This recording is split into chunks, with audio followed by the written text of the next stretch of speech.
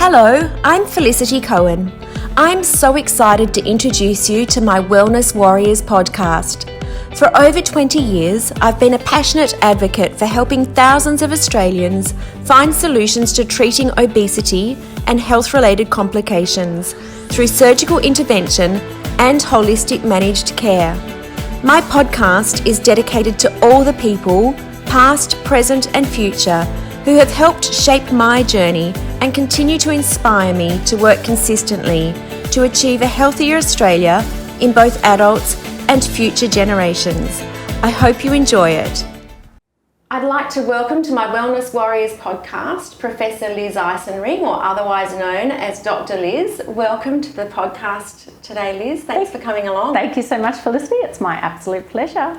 So there's so much that we need to dive into today, and I'd love to start with where your whole career journey started. And clearly, you started out with dietetics and you were working in a hospital setting. Yeah. Tell me a little bit about your history and where things started for you. Yeah, absolutely. So I've been a dietitian, nutritionist for over 20 years now, and you're absolutely correct. I started as a hospital dietitian working at the Wesley Hospital in Brisbane, great private hospital. And that was a really good experience in getting a range of experience with helping people, and I naturally gravitated to helping people with cancer. So I helped to manage the nutrition issues of the oncology wards there, and I just found it really was obviously challenging, but also really rewarding to see how we could help people cope better with their cancer treatment by feeding them the right sort of nutrients for their body. So yeah, it all started there, but obviously there's been a lot that I've done since then. Yeah. And we learn so much with so many different diseases, chronic disease, whatever that looks like, whether it's cancer or other diseases, the impact of nutrition. And we're going to talk about some of the other aspects of nutrition and how it impacts our lives, our well-being and all sorts of things. I'd love to get into a little bit about talking about food and mood as we go through our little conversation today. Yeah, that sounds fantastic. So what a great, foundation for you and a starting point, and I can imagine it's led to so much for you. And at that point in your career, that's, I believe, when you first were exposed to the world of research. Yeah, absolutely. And that was it. I think at heart I'm probably a clinical dietitian. I love basically helping people through food. But I soon realised, particularly in nutrition, being quite a new science, there was a lot we didn't know. And, as a new grad, you assume everything you're taught is gospel, and it's not until you want to change practice and start looking into it that you realise that some of the evidence, the studies haven't been done, or we just don't know. And I was so lucky to have amazing mentors around me, good links with the local universities, and basically be exposed to different research projects. And then for me, who's naturally very curious, it was just opened up this whole amazing world. So yeah, I just did a series of small projects initially, just gathering normal data as you would as seeing patients, and then saw the impact of that, and then went on to bigger and bigger studies, and eventually decided, look, I need to make a difference. And the best way at that time, I thought, was doing my PhD. And so then that started a couple of decades of really leading now. I've led some of Australasia's largest nutrition trials, which is very exciting. Yeah. Very exciting, and a whole different scope of workspace for you as a research professor and Dean of Faculty at Bond University, leading up so many different people and projects over that time, and the volume and the number of studies that you've personally contributed to and been a part of is pretty astounding. It is pretty amazing when you look back as well. I think, it's just exciting. You make the most of all these opportunities. But yeah, now I sort of look back, particularly what I think is probably, most thrilling. If I give an example, probably 10 years or so ago, it's more than that now, but I was awarded a Young Investigator Award, an international award, which was quite prestigious, and, very excited about that. And then several years ago, one of my students actually got that award. And for me, that was a beautiful full circle moment because, personally I've had some, wonderful achievements that have led on to improve care, which I'm very proud about.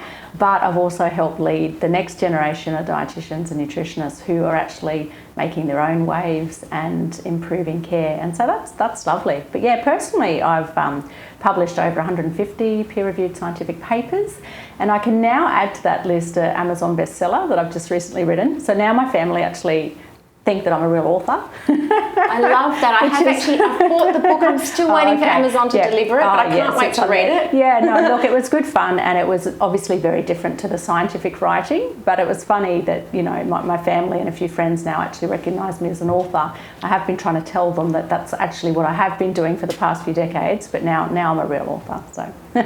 Wow. It took a book to get you there. Yeah. Through some of your research projects and some of the work that you have been involved with, what would be some of the standouts in terms of, for you, from your own personal passionate kind of direction? Yeah. What are some of the standout features or standout projects that you've really loved and seen really great impact from? Yeah, good question. I think there's probably a couple that immediately come to mind. The first is in the area of supporting people through their cancer treatments, and that we've shown that by, you know, providing a good amount of protein and a nourishing diet, whether through food alone and or with supplements, improves body composition, quality of life, and helps people tolerate their treatment better with less side effects and less frequent admissions to hospital. And that work has actually been taken up into guidelines, and actually I was the only Australian author on these international guidelines, which are now considered gold standard and used, you know, by doctors and nurses all around the world. And last time we checked, it's accessed by over 40 countries, and, you know, we believe hundreds of thousands of people have had improved care as a direct result of that. So that's very exciting, and that sort of originated from my PhD project, but obviously has involved lots of people in that. So I love that. That's in the cancer area. We've also done quite a lot of work with malnutrition in older adults, and, you know, a bit's getting it's in the media again now with the Royal Commission into aged care. Unfortunately, uncovering things that we've known about for a long time, but the challenges, the poor quality of food in aged care. Not all aged care, some are doing a great job, but many aren't. And they have their own unique challenges. One of my PhD students was instrumental in finding the national data that on average, you know, they spend less than $7 a day on aged care food, and that's for 3 main meals, snacks, tea and coffee.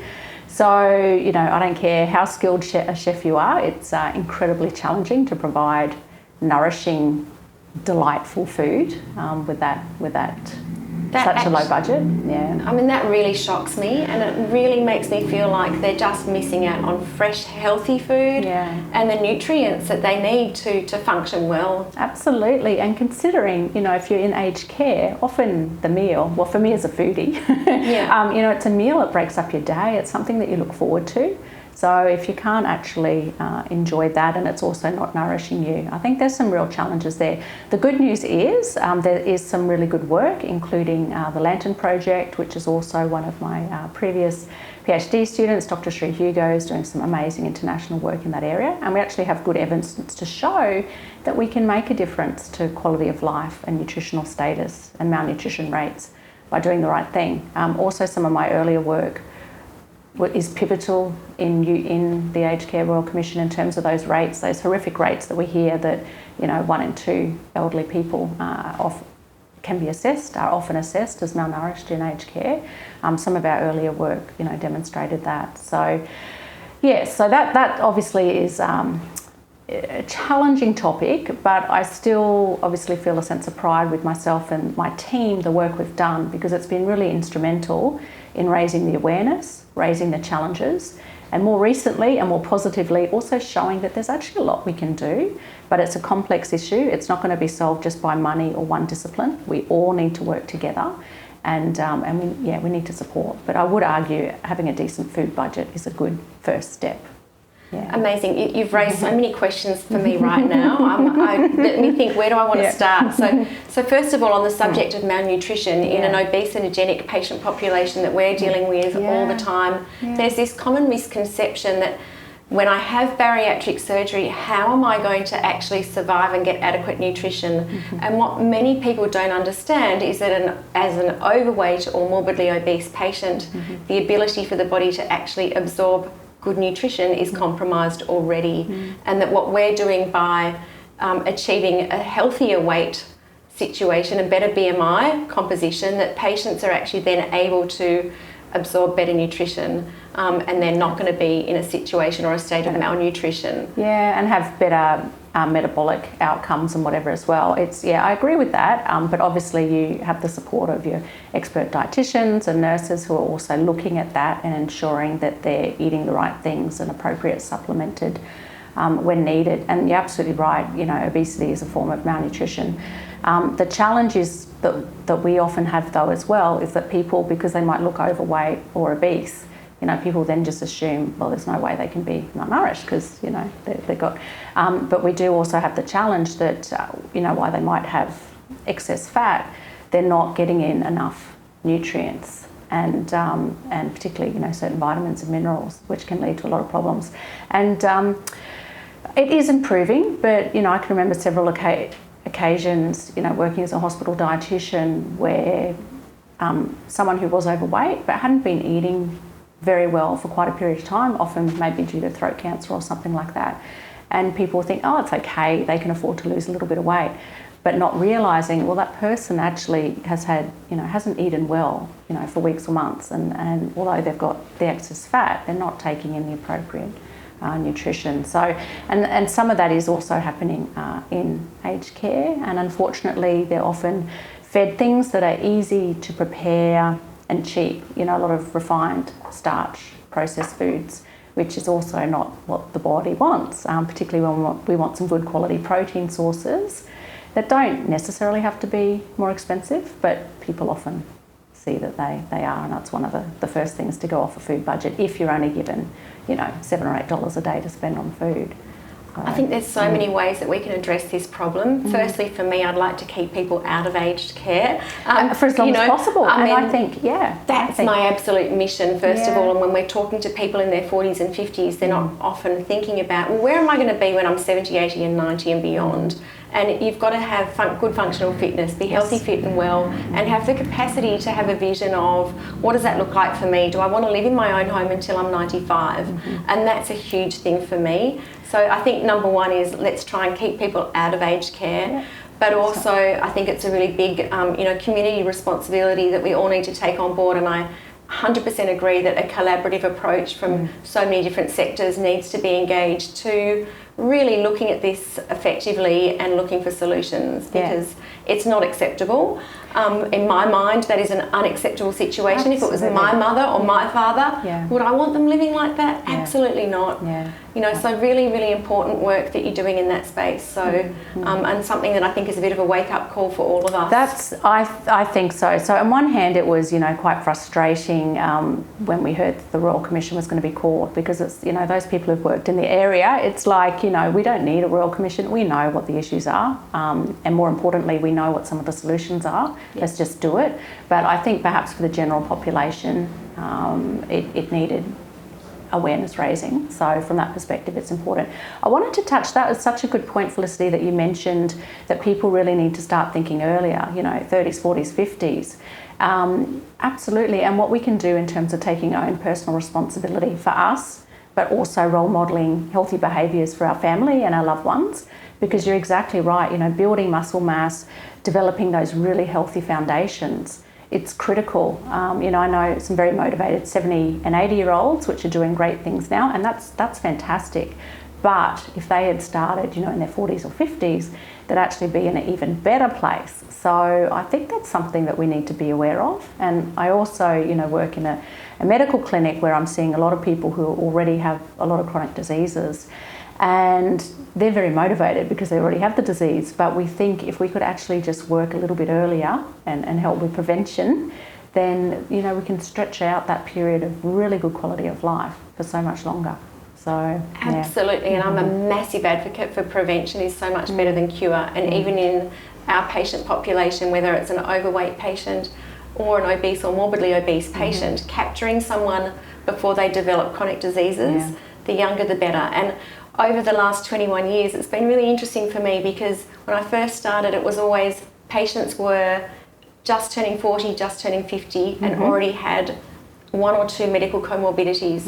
And now we're starting to see people value their health and well-being younger, and seeing a patient population in their 30s and in their 20s. Unfortunately, for many of those people, they've already got PCOS, endometriosis and infertility issues at the younger end of the spectrum. So that's their motivation often, is how am I ever going to start a family? Or they can't get on IVF programs because of the weight being an inhibiting factor. Yeah. One of the other things that I love about what you talk about when you're dealing with your cancer patients and offering better solutions through good nutrition is that you have a mindset around holistic care. And I love that. You know, that really resonates with me, you know, that we are, you know, we're all in need of managing our health and well-being via not just good nutrition, but how we move, our moods, our mindset, and all of these other aspects that manage and help us live better quality of life, but being, you know, healthier overall.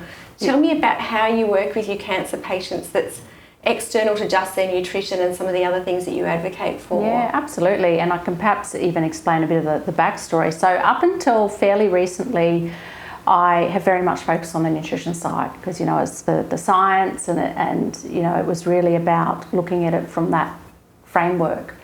But I think what really helped encourage me to have a more holistic approach was that I actually had a couple of friends diagnosed with cancer a little bit over a year ago, actually. And so seeing the journey through their eyes was just like a wake-up call because obviously I'd worked in hospitals, I'm heavily involved in the medical system, and I would have liked to have thought that, you know, I was very proactive and very aware of what was going on. But I tell you what, it gives you a very different perspective when you see it through a loved one's eyes.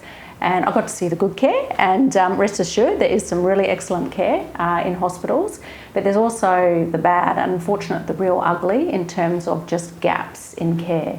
And I think what really frustrated me, so both had different types of cancers, had different types of treatments. No one spoke to them about nutrition. And so luckily I could support them because they came to me and I supported them, but no one mentioned nutrition. And it was around a similar time where our international guidelines are, you know, very highly cited, very well regarded in the scientific literature.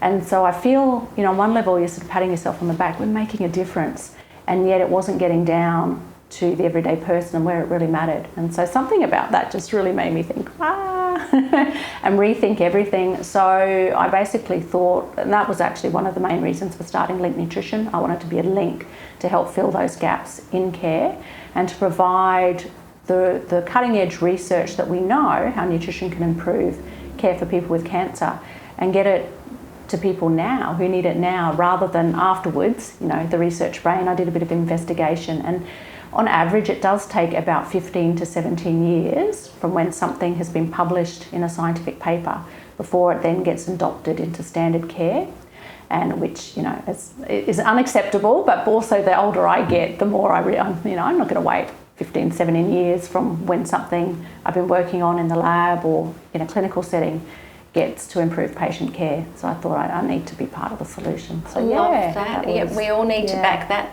philosophy for sure. And so you had this incredible academic career, high energy, incredible output and productivity that led to a moment in your life where you refer to that as academic burnout. Yes. and I think it was at that point in your career that you were also dealing with your friend's cancer treatments. Yeah, exactly right. It was basically my world imploded. All these things happened at similar times. So, you know, midlife, very, very stressed, and looking back, I was absolutely heading for burnout. I didn't realise it though. It's like, you know, the frog in the hot water. Yep. So looking back, I absolutely was. Then I had the two friends within quite a short period of time diagnosed and supporting them through their journey.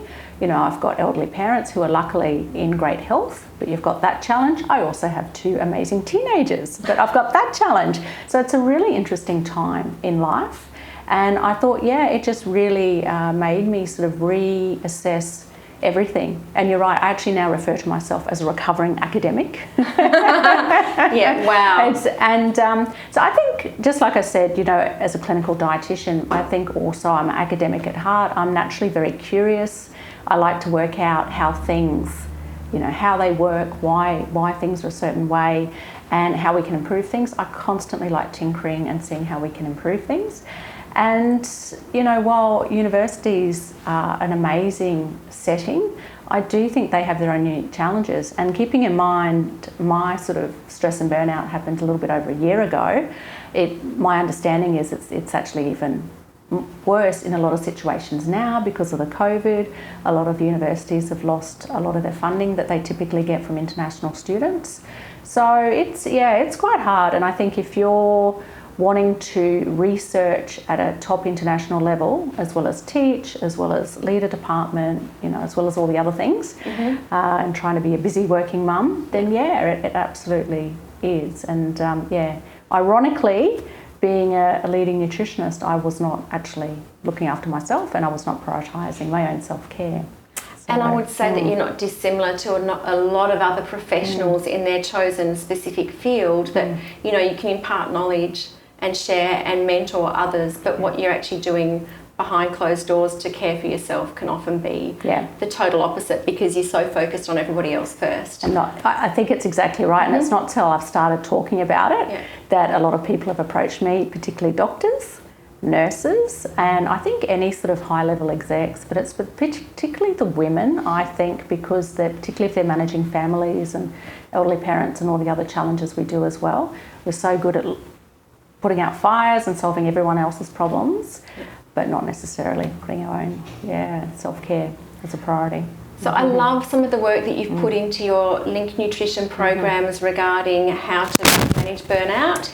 And I've, used some of your tools myself to better manage stress and work-life balance, which I think it's a big concern for everybody. And I've actually seen not just the women, but also men who are, through the COVID phase have had some pretty significant burnout kind of issues. Yes. But definitely we need programs that are going to better respond and support people who are going through those critical phases in life. And I will add to that, in my 20 years, I've never seen as much stress and burnout as I have in the past few months. And you're exactly right, it is men and women.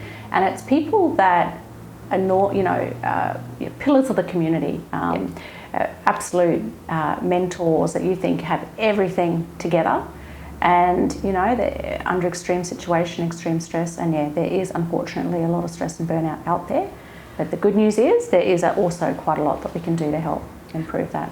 So we need better sense of amongst our community in general, what are the support mechanisms, what are the programs, and what are the channels and opportunities for helping, assisting, guiding, and making sure that we're resolving some of these issues to move ahead and beyond.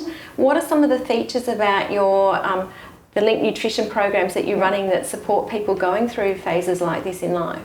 So I refer, and it taps onto your question about the holistic approach, absolutely, and that's what I'd always focused on nutrition. Of course, that was my main interest, but made me appreciate that it's not actually just about nutrition, as important as that is. So for me, the three pillars of health and well-being, I refer to as the 3 M's: mindset, menu, which is about nutrition, and movement. And so putting all those pieces of the puzzle together is a really nice holistic approach for being healthy and being able to live an active lifestyle. And some really simple things. So around mindset, I think setting boundaries, self-awareness, not waiting for the perfect time. I was one, and this, the ironic thing, I had my gym gear in my car. It would travel back and forth every day for months. I know what that feels like. But I felt at the time that there was always a valid reason or a fire I needed to put out on why I couldn't go to the gym. And ironically, working at a fantastic university with amazing gym, I had access at my doorstep. And yet the gym gear still went back and forth. Wow. So I think it wasn't until prioritising, and for me, awareness was the first one. The second one was taking it the first step, even though the time wasn't right, it wasn't a Monday, all those things. Putting it into my calendar for me was huge. I need to schedule time out. And then it's amazing what becomes a habit. And then, of course, you feel, as soon as you start feeling good, which can happen in quite a short amount of time when you start prioritising your own self-care, then I think it becomes that positive cycle in that you want to do more and stretch yourself a little bit further. And so then the time I would spend on my own self-care would increase further and further. And then the ironic thing is the productivity goes through the roof. So I felt I couldn't take time out. I had some mornings where I was so busy I felt I couldn't actually, race off to go to the toilet, like it was that hectic. I certainly couldn't take an hour out to go to the gym. Whereas now I actually spend more than an hour on my own self-care every day, and the productivity is even higher because I've managed to focus and prioritise. So I think there's a lot we can do around that area. The other thing I wanted to mention is as a culture, I think particularly in a lot of competitive, high-performance cultures, and academia is one of those. I think some areas of business is the same, but where it's almost the norm, it's, you know, you're wearing your busyness as a badge, and I certainly felt that, in that, you know, it's hard to reach out and talk to others if everyone else is in the same situation as you, or in some cases, you know, they look even worse than you. So I think that's something that I would personally like to see spoken more about, instead of just expecting that's just the way it is. I definitely agree, and that's a dialogue, a conversation that needs to be more openly had and raised, and awareness around what does that look like and how do we connect better, I think, across all sorts of different channels within community to support people. So yes, I love what you're already doing in that space. I think it's fantastic and very needed. I love talking to people who actually, I feel like, just speak my language, because everything that I do here, you know, for me, it's all about multidisciplinary care. Yes. And so, for example, patients or people who try just a diet but don't do all those other important aspects of managing their health and well-being, whether it's moving more, and the mindfulness, you know, I think breath work, we're becoming more and more aware of things like yoga or other aspects of how do we better support ourselves through a completely holistic managed care approach. And it's, you know, it's everybody, it's not just me or you or you know, someone who's overweight or morbidly obese. It's actually a concept that's, I think, going to better allow you to get the best out of everyday life and be more productive every day and feel better. And, you know, if we can teach more and more people all of those pillars of wellness and how to actually explore them and incorporate them into everyday life, they're going to live so much better. Same thing, and absolutely agree. Well, I think it's lovely to know that we do speak the same language, because I think so. And I think, unfortunately, organisations don't see it as a way of increasing staff morale and productivity. And in fact, it's ironic to me that, you know, we have to have all these health and safety things as part of an organisation, but yet, you know, staff well-being, whether it be mental or physical well-being, is not necessarily, I believe, captured as well as it could be, supported as well as it could be in that setting. And time again, the studies that have been done, I think there need to be more studies, we might need to plan a study on that, but have shown that wellbeing programs, whether it's nutrition, physical activity, have led to less staff turnover and greater staff morale, retention, all those sorts of important things, which at the end of the day do actually save dollars for big organisations. So yeah, I agree. A lot of amazing stuff we can do in that place. Absolutely. So we're both very passionate about research and evidence-based medicine, and you know looking at opportunities where we can actually demonstrate you know, from results, how we can actually improve so many different things across the board, especially when it comes to nutrition. We've had the opportunity to collaborate in the first instance on a couple of exciting research projects. We first worked on a project which was on the endoscopic sleeve gastroplasty. That was our first opportunity to meet and get some research going. One of the other things that I'm really passionate about is kids, and I feel like that's something that really does need a lot more work, because we know that the rate of increase in childhood and adolescent obesity continues to increase, and along with that, you know, the type 2 diabetes figures are pretty shocking and scary. We want to take that burden away from our health system, but we want our children to be able to function well, to grow into healthy adults, to perform better at school, and to have better self-esteem. You know, we're both mums, we're both, you know, in the process of, you know, for you, still raising children. Mine are a little bit older, but, you know, still going. And I just think it's so important for us to actually think about, you know, kids nutrition, kids health and well-being. What are some of the things that you think are important around what do we need to do as a society to better care for our children? Yeah, I think a lot of personal responsibility needs to come into play, but it needs to be supported by the community and also organisations. And I must admit, you know, one of my bugbears is that the fast food and the, you know, the sodas and the chips appear to be the cheapest food. You go open up any supermarket brochure, what's on sale, it's always the soft drink and the chips. And healthier food does appear to be more expensive. Now, I always challenge people on that, because I do believe you can make yummy, healthy food that is still economical. But unless you have that knowledge or that awareness, it doesn't appear to be the case. And so because I also work in the medical clinic, I see families living on absolute rubbish because they feel that's all they can afford. So I think there's got to be something done about that. I think that's, that's horrendous. But that's why I love, the GRIT program that we sort of worked on, which once again was multidisciplinary, because I absolutely agree, yes, health, it's important about health, but I think the confidence and you see the kids working together in a group, they're building up their fitness, they're becoming more confident, they're interacting, they're working on their social skills. I think that's so powerful, and I think we need to target it. Well, I think we should target it as young as possible, but it's a perfect age to target, because then we don't want to see these people in their 20s, 30s, 40s already coming in with significant chronic disease, which when I trained a few decades ago was unheard of. We wouldn't think of, certainly wouldn't think of children or teenagers having type 2 diabetes, like that was unheard of. Whereas unfortunately now, as you would know, it's actually not that unusual. So now I think it has to be, it's not, people are worried about the big brother approach or, giving people complexes or eating disorders and whatever.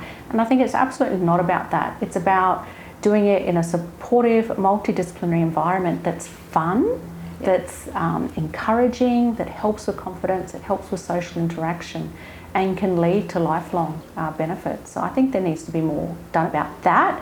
And while we're talking about this, I would love for the government, medical insurance and health system to invest in that, because you just think about it, we tackle it at that age, how much money are they going to save by addressing it then than waiting until someone hits 40, 50 with 5 chronic conditions. Absolutely, and that's really the foundation, those years where we do need to start with looking after children. And what worries me more than anything, not just with the increase in chronic disease that is resulting from poor diet and excess weight, but also results at school because of the low self-esteem. Performance is important, the bullying that goes with it in schools, and there's all these other factors to consider that I hope that we can actually challenge our government to support. I love what we've already achieved with Project GRIT and hope we can take that to the next stage and support kids so that they don't end up being the future generations of patients in this clinic environment. So I feel like it's our responsibility as health practitioners and in a space where we've got such incredible resources that we address it and help and support and do something that's going to impact change. So hopefully that's a project that I'll continue with, and wonderful. Hopefully we'll work together on it a bit would more. Love to, and very worthwhile. And I agree. And what I've seen from some of the kids then have that increased confidence and then participating for the first time ever in their sports at school, whereas before they would have been the ones hiding or missing sports carnivals or whatever. And now they've got that increased confidence and they're actually benefiting in some of the things, because schools of course are trying to address it as well. We need to work together, and a lot of work needs to be done, and of course it always needs funding. So definitely. So what's next for LINC Nutrition? Tell us all about what is that pathway now. You've developed this incredible new business it's exciting. We've got 2, so myself and 2 others are part of the dream team so far, which is great. So, as I'm sure you can identify as a very busy, amazing businesswoman, I also do have my fingers in quite a few pies. But probably one of my recent ones that I really like to talk about is the path to a stronger immune system, because obviously with the pandemic and also the challenges, as I mentioned, with stress and burnout, I've seen so many people with emotional eating and drinking.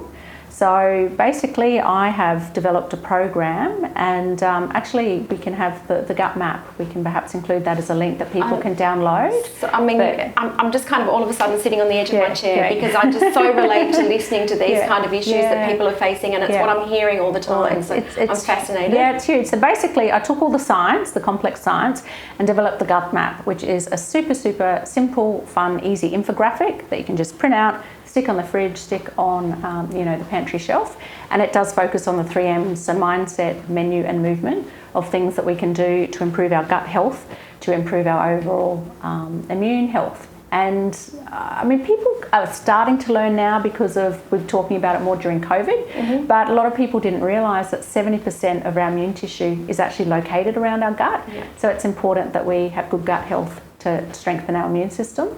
And there's actually quite a lot we can do from a nutrition point of view. So things focusing on whole unprocessed foods, because basically if we eat crap unfortunately, we feel like crap and we get that cycle. Whereas if we're nourishing our good gut bacteria, they actually send signals to our brain, and it can influence our mood, food cravings, how well we sleep. So basically by encouraging the growth of good bacteria. And so a lot of prebiotics, a lot of fruit and veggies, berries, a little bit of whole grains, omega-3 fatty acids, which I know you're a big believer in as well. It's important to our oily fish, algae for vegetarian sources. I like spices. Things like turmeric and ginger are so powerful. They've been used in traditional medicine, for thousands of years with good reason. Very high in phytochemicals, which are powerful anti-inflammatories, which is good for both gut and brain health. Hydration, of course, is important. And then putting it all together with movement. So we've got good evidence now that what we eat can actually influence our mood, which is so important. You only have to test it out yourself. And I know if I have a bad day and I'm really busy and I don't have time to, if I'm not organised or I eat the wrong foods, I'm probably going to end up in a bad mood. Yeah. And I love the whole concept of talking about mood and food and the impact that it has on our how we function. I'm familiar with the SMILE study. That's kind of a fascinating research study that's been, that's talked a lot about food and mood.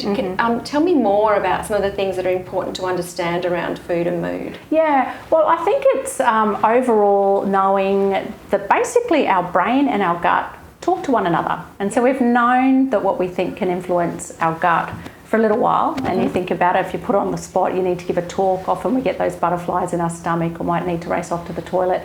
But yeah, you're exactly right that our gut can influence our mood is much newer knowledge, and it's sort of it's flourishing because of our knowledge around gut microbiota and the gut bacteria. And so it's actually chemicals that our good gut bacteria make can send signals and influence how we feel. And of course, you think about it, our gut bacteria are used to living on things that are found in nature. So things like junk food, that's new to them. They don't recognise that. And it can lead to a lot of problems, and including the overgrowth of not so beneficial bacteria that can actually send signals to our brain wanting more of a particular food. And so that can link to the food cravings. But likewise, it can lead to the decrease of our good healthy bacteria that our guts are used to, and that can dampen our mood. And so things like too much coffee, too much alcohol, too much processed food, high sugar, fat foods, all of that can actually depress our mood.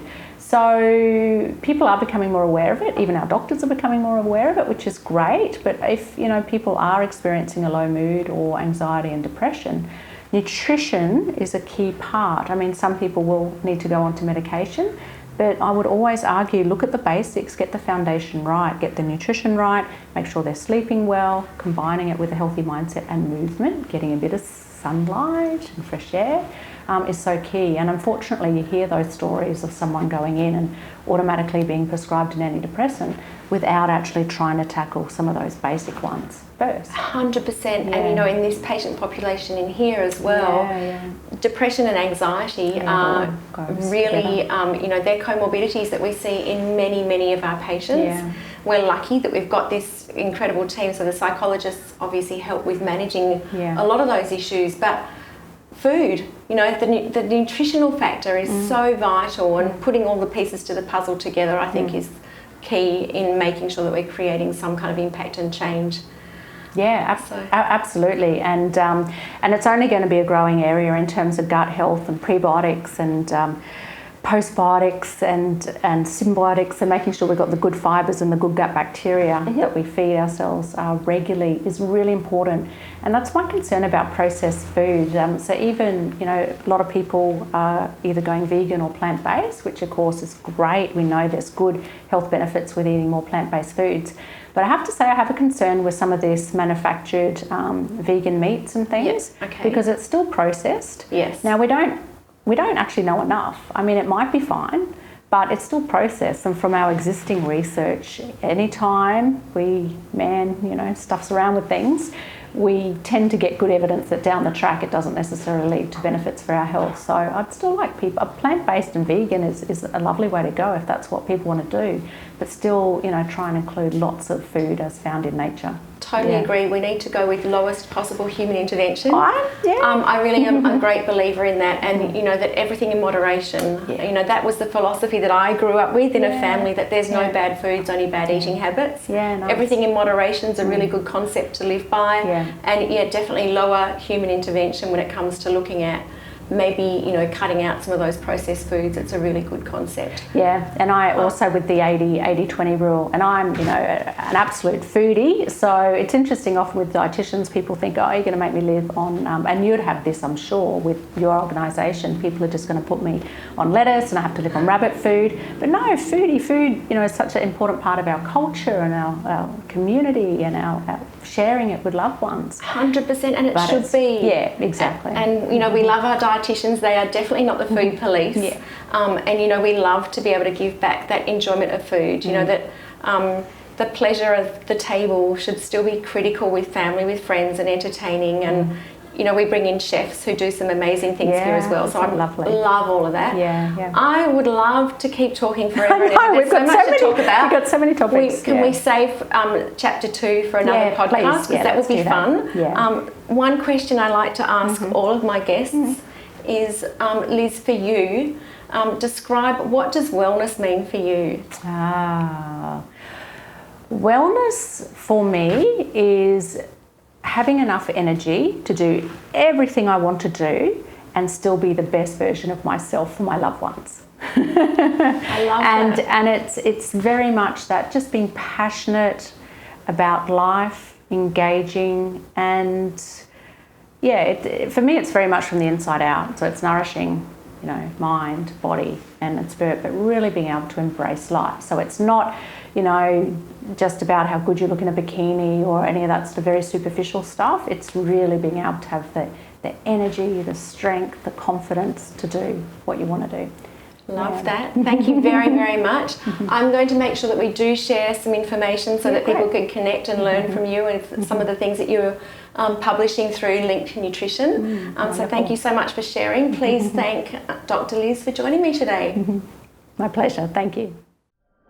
Thank you for joining the Wellness Warriors podcast. It's been a pleasure to have you online with us. If you enjoyed the series, please leave your review, subscribe and follow, and we look forward to sharing many more stories with you in the future.